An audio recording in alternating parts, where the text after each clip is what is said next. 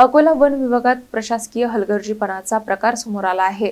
अधिकाऱ्यांची बदली होऊन नवीन अधिकाऱ्यांनी पदभार स्वीकारल्यानंतरही कार्यालयाच्या मुख्य प्रवेशद्वारावर जुन्याच अधिकाऱ्यांचे नाव कायम असल्याने नागरिकांमध्ये संभ्रम निर्माण झाला आहे।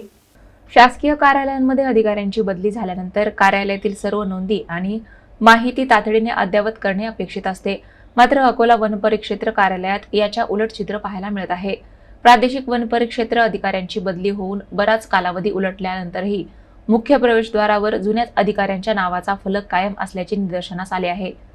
नवीन अधिकाऱ्यांनी पदभार स्वीकारल्यानंतरही हा फलक बदलण्यात आलेला नसल्याने कार्यालयात विविध कामांसाठी येणाऱ्या नागरिकांमध्ये संभ्रम निर्माण होत आहे। शासकीय कार्यालयातील नावाचा फलक हा केवळ औपचारिक भाग नसून तो प्रशासनातील पारदर्शकता आणि जबाबदारीचे प्रतीक मानला जातो। अशा परिस्थितीत एवढ्या साध्या बाबीकडेही दुर्लक्ष का झाले, संबंधित अधिकाऱ्यांनी याची दखल का घेतली नाही, असा सवाल नागरिक उपस्थित करत आहेत। आता वन विभागाने तातडीने फलक अद्ययावत करून हा गोंधळ दूर करावा अशी मागणी होत आहे।